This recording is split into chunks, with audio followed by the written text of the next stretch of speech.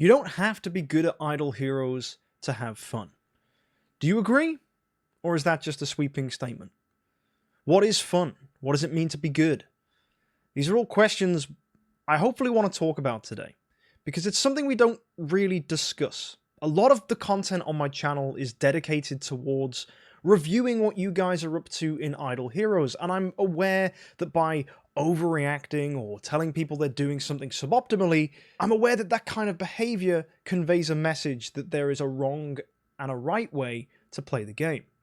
Also, on Reddit and Discord and many other areas in the community, there are groups of people that absolutely have the opinion that if you're not playing the most optimal way, you're playing it wrong and you're probably, or shouldn't be, having fun. And I think, first of all, people that believe that have lost the entire point of why we play games. A game is something we play to have fun, to spend time just doing something where we can put our brain on a shelf and just enjoy the moment, enjoy what we're doing. For many people who play Idle Heroes, they're not involved in YouTube or the competitive scene. They don't care what heroes are good. They just build the ones that look cool and play to complete the game, just like any single player game.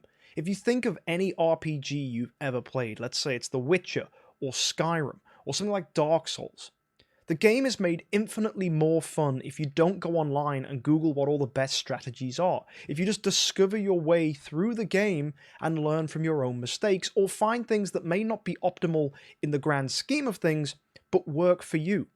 For example, in my free-to-play series, I've hopefully demonstrated that you can build heroes that aren't necessarily good E5s, such as Rogan or Valkyrie, at least they don't make good first E5s anyway, and actually do quite well in the game. I'm very certain that both Rogan and Valkyrie can get to Death 1 in Aspen Dungeon. Does that mean they're good first E5s? Absolutely not. But what is a good choice in Idle Heroes isn't necessarily a fun choice. If everybody is building Garuda because they get copies of her from the Glory Challenge, is that fun for you? Some people out there do get enjoyment from building the same hero as everybody else. But there's also one other problem. If you build the same hero as somebody else, you probably expect to get the same results. So if you go on Reddit or you go on Discord and you see that someone says, oh, look, you've got an E5 ticks and it's got 2 imprint levels, that should be able to clear Aspen Dungeon. Yet whenever you try Aspen Dungeon, you can't clear it. In that sense, that player isn't a very good player, because they're not using the right strategies in Aspen Dungeon. And are they having fun? Probably not. But would they still be having fun if the good player didn't turn around to them and tell them that they could be playing better? And I think this is one thing to consider when we look and find new players or bad players or inexperienced players for the first time. It's very easy to turn around to them and tell them they're doing everything wrong. But what's going to happen to that person? Are they going to carry on playing, or are they going to quit? Just think for a moment. If you've just entered a room for the first time and you're loving the thing you're doing, and you've just found a group of people that have that common interest, and then the first thing they do is insult you for every choice you've ever made and tell you that you're wrong and you should start again. How's that going to make you feel? Pretty bad. And I think this is one thing I've been experiencing through the account reviews I've been doing, is that I'm really worried that my behavior is going to push people away from the game. My goal is to improve people's playstyle. It's to make people better when they play the game. But on one hand, saying there's an optimal way to play the game, saying that there is a correct choice, often results in less people having fun. It results in more people just copying and feeling unsatisfied by the other choices they could make. It makes heroes that could be enjoyable less enjoyable because you're now conscious of how suboptimal they are. And that can result in a lot of people feeling disenfranchised by the game, and eventually leaving. Now, there's plenty of things in the game that make people quit, whether it's the high price tag, or whether it's just the constant stream of new heroes and they feel like they can't keep up, or even if it's just the community constantly and endlessly changing their mind about what they think is good. That's not to say that this is the only reason people might quit the game. There are plenty of reasons. People just get bored over time, or they feel like they've spent far too much money, or they're sick of the constant updates that make them feel like every choice they've ever made is now irrelevant and they just have to spend more money to stay relevant. And again, that last one is actually the opposite. If by playing well, you're not having fun because you feel like you continuously have to play well, and the only way you can do that is by spending money, then are you going to still feel like you're having fun as soon as a new best hero comes out? Probably not. I've seen so many people come and go in this game over time, and a lot of the things that push them away is either a new game comes out that they get interested in, or the meta just changes to a point where they don't relate with it anymore. In my opinion, the best meta we've ever had in Idle Heroes was late 2018, when people were running rainbow teams, when Ada didn't exist. Anyone that was around at the start of 2019 will know how polarizing Ada was for the meta, and how she basically revamped the entire of PvP to the point that if you didn't have Ada, your team was going to lose. And that wasn't fun. And I think what's happened over the last few years in Idle Heroes especially is people care less about PvP. At first, for me, the Void was a very negative thing, but I think what it's done to the player base is it's matured people's approach to the game.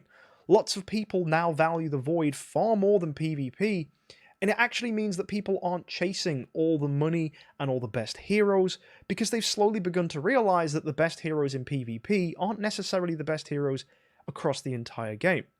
So that then brings me back to the first point. Do you need to be good at Idle Heroes to have fun? Well, I guess it means what you mean by good. If you're good at PvP, it's likely you're not going to be good at PvE. If you're good at clearing game modes like the Void Arc and slaying Void bosses, you're probably running an Ithaca. She's not a very good PvP hero, so it works back and forth. So what is good is subjective. I think the only thing that's truly good or correct in Idle Heroes is building an E5 as soon as possible.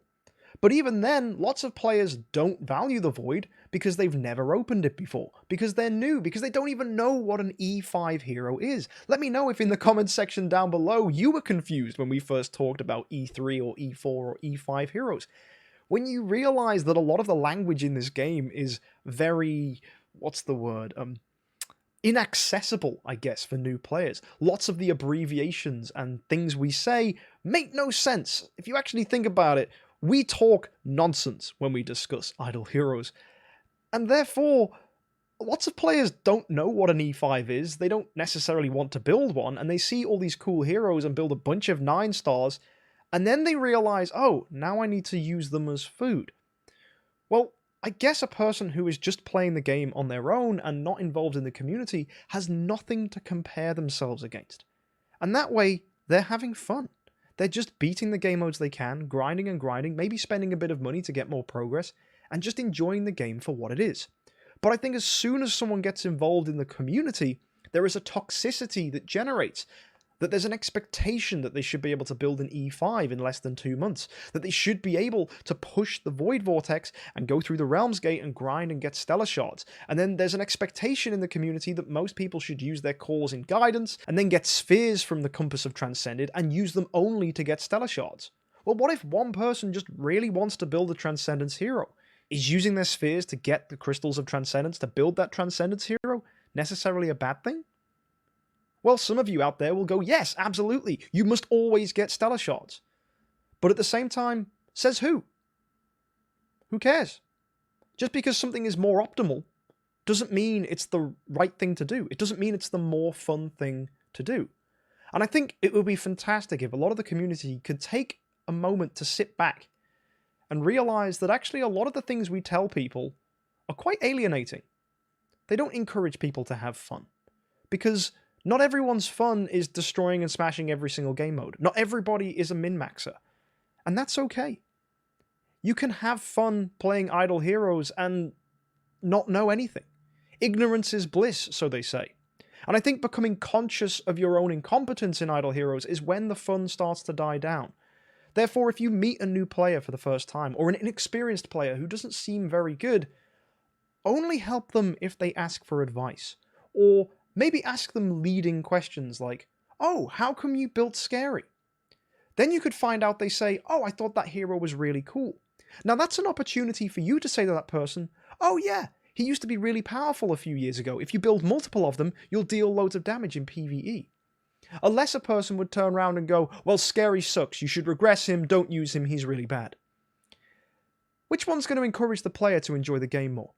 encouraging them to build the hero they thought was cool, or telling them that the decision they made was terrible and they should probably just give up and try again. I certainly know I would want to be encouraged for my bad decisions, because they're not necessarily bad decisions. If you're enjoying the game and playing in a way that is fun for you, that's totally okay. So yes, you can be bad at Idle Heroes and have fun. It's only good players, that ruin it for everybody else. People that think there's an optimal way to play. So my question to you guys at home is, do you think there's a right way to play this game? Do you think it's possible for there to be the optimal route and that everybody else who doesn't take that route is wrong? Because I certainly believe there is an optimal way to play the game, but it doesn't mean it's the right way to play the game. Now, we can also reassess this from an entirely different angle. What about spending money? Sure, if you spend tons and tons of money on Idle Heroes, what have you got to show for it? An account. Who cares? It doesn't matter if you have the most powerful heroes or the least powerful heroes. You have nothing to show for it. It's not a collectible trading card game where you buy the most powerful cards and then sell them in the future. Or you can open packs and maybe high roll and get some really good stuff. There is no physical asset in Idle Heroes that is tangible. There are so many scams out there of people who sell their accounts and then change the password and relog back in on them that I wouldn't even encourage you to try and sell an account. So to anybody out there that wants to argue that because you've spent money you must play optimally, I disagree. It's your account and it's your money.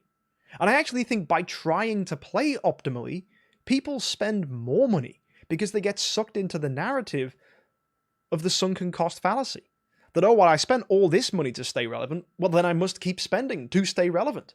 And it's that psychological trap that ends up with people declaring bankruptcy playing this game, or losing their life savings. I mean, it's not like it's a cryptocurrency market where there's a chance of getting your money back. There is no chance to redeem the sunken cost that you put into Idle Heroes.